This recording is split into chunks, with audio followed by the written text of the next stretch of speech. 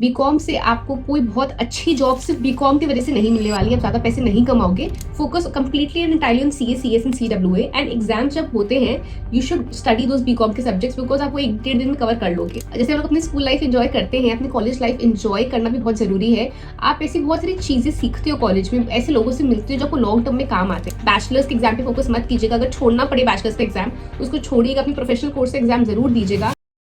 Hi everyone, this is CA Tanya Gupta and आज हम लोग बहुत इंपॉर्टेंट चीज़ें डिस्कस करेंगे, like how to manage your chartered accountancy along with BCom, how to manage office and your college, and also whether BCom or any other course is important when you're studying for professional courses. Let's start. Number one, सबसे पहले and the most important thing is to ask yourself, आप BCom क्यों कर रहे हो? आप BCom सिर्फ इसलिए कर रहे हो ताकि आपके पास एक बैचलर्स डिग्री रहे, because chartered accountancy obviously takes up a lot of time and BCom एक लगता है ना, एक बैकिंग होनी चाहिए। अगर इन केस आप बीकॉम अगर इनकेस आप सीए फेल करते हो तो बीकॉम होना चाहिए, बिकॉज अगर आप सीए नहीं करो या आप सीए से फेल हो जाओ तो आप मास्टर्स कर सकते हो, दैट्स वाई आप बैचलर्स डिग्री करते हो। And BCom is not a very fancy degree. BCom से आपको कोई बहुत अच्छी जॉब सिर्फ बीकॉम की वजह से नहीं मिलने वाली है, आप ज़्यादा पैसे नहीं कमाओगे, आप हार्डली मे बी 20-25,000 से शुरू कर पाओगे। And I think that's the average, मैं ज़्यादा ही बोल रही हूँ। So first of all, if you're doing CA, CS, cost accountancy or any other professional course, BCom is not very important. तो आपको उसको इतना ध्यान देने की ज़रूरत नहीं है, बिकॉज जब आप CA, CS या CWA कर रहे हो, ऑलरेडी जो BCom में आप पढ़ाई कर रहे हो वो सब कुछ ऑलरेडी इस सब में कवर्ड है। बहुत कम ऐसे सब्जेक्ट्स होते हैं जो आपको पढ़ने पड़ते हैं, and that's not very important. So what you have to do is basically focus completely and entirely on CA, CS and CWA, and exams जब होते हैं you should study those BCom के subjects because आप वो 1-1.5 दिन में cover कर लोगे। But the most important thing for you to do is make sure आपके पास relevant notes रहे। अगर आपके पास notes नहीं रहेंगे एग्जाम टाइम पे आप पैनिक करोगे, तो आप focus CA, CS and CWA पे करो, बट अपने बीकॉम के नोट्स ज़रूर रखना अपने फ्रेंड्स के साथ। एंड एग्जाम टाइम पे नहीं, अपने फ्रेंड्स से बात करके हर क्लास, हर जो आपका लेक्चर होता है उसके नोट्स आप रेडी रखो, ताकि एग्जाम टाइम पे आपको ज़्यादा प्रॉब्लम नहीं हो। Also if you give 15 minutes और 20 minutes of your time for BCom in a day, that's more than enough. And आप देखोगे जो पढ़ाई हो रही है कॉलेज में, आप just go through it. The most important thing for you to do is make sure कि आप बीकॉम के सारे लेक्चर के नोट्स आपके पास हों, ताकि एग्जाम टाइम पे आप पैनिक नहीं करो। एग्जाम टाइम पे आपको ये नहीं लगे ओ माय गॉड मुझे बहुत कुछ पढ़ाई करनी है। You should have notes ready for every day of the lecture in class, ताकि जब आप एग्जाम्स देने जाओ बीकॉम के, आपको समझ में आए। इतना डिफिकल्ट तो है नहीं, बिकॉज मेरे पास लेक्चर के नोट्स हैं। एंड आप देखोगे कितना सिमिलैरिटी है सीए के साथ। आप देखोगे मैं तो सीए इंटर फाउंडेशन में ऑलरेडी पढ़ चुका हूँ, and that is what is already there in BCom.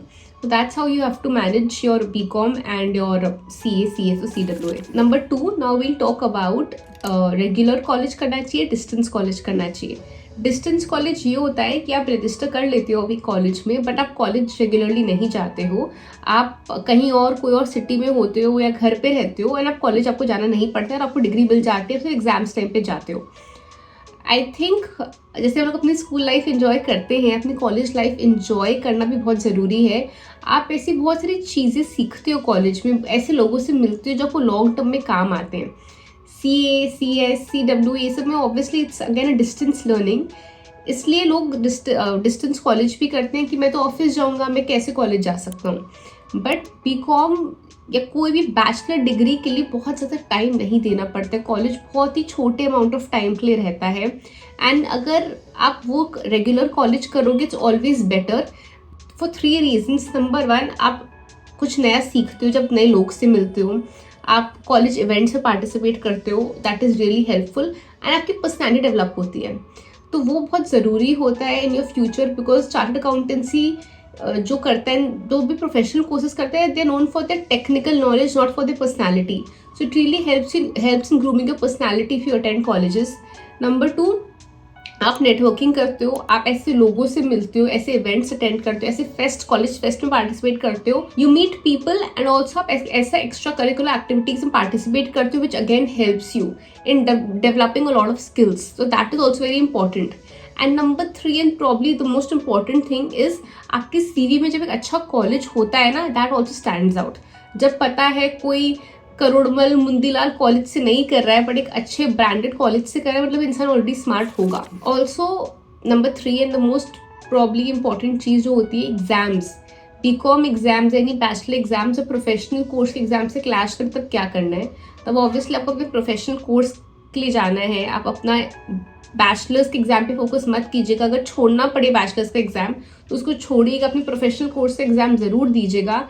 Because bachelors का एग्जाम फिर आपको बैक लगेगा, फिर 2-3 महीने में या 6 महीने में कर सकते हो, बट प्रोफेशनल एंड उसमें ज़्यादा पढ़ाई भी नहीं करनी होगी। बट प्रोफेशनल कोर्स अगर आप 6 महीने पीछे चले गए बिकॉज अपने एग्जाम नहीं दिया, लॉन्ग टर्म में बहुत ज़्यादा इसका इम्पैक्ट होता है। बिकॉज अगेन ये सब कोर्सेज हर कुछ टाइम में न्यू कोर्स बनते हैं, सिलेबस चेंज होता है, अमेंडमेंट्स आते हैं, तो वो बहुत डिफिकल्ट हो जाता है कि आप प्रोफेशनल कोर्स को छोड़ दें because of college exams and वापस आप दें। So do not go for it.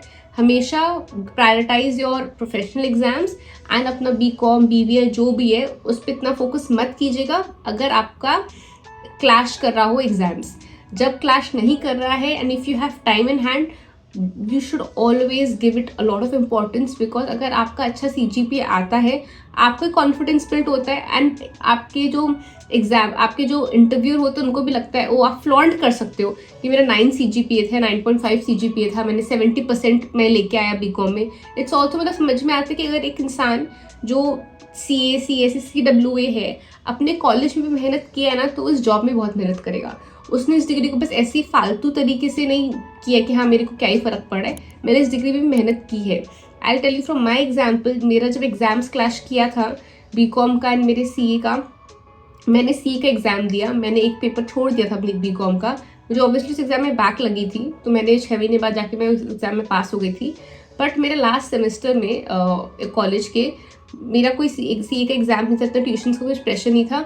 मैंने इतनी मेहनत की थी उस BCom के कॉलेज एग्जाम्स में, मेरे हर सब्जेक्ट में A1 आए थे and I ended my college with 9 CGPA. That's amazing, I guess, and I think every one of you should prioritize your CA or your professional degree, but you have to take your BCom along with it. जो भी पढ़ाई CA में है या CS में है वो already BCom में है, थोड़ा बहुत चेंजेस है। And always I see this, अगर आप क्लास 10 की पढ़ाई कर रहे हो, क्लास 2 के लिए प्रैक्टिस करने की इतनी ज़रूरत नहीं है। सो जो प्रोफेशनल कोर्सेज है वो क्लास 10 की पढ़ाई है एंड BCom क्लास 2 की पढ़ाई है, वो थोड़ा बहुत रिवाइज करने की ज़रूरत रहती है BCom को। But don't sacrifice your professional degrees for your bachelor degrees. That's what I'll say, and all the very best to you. I'll see you in the next video.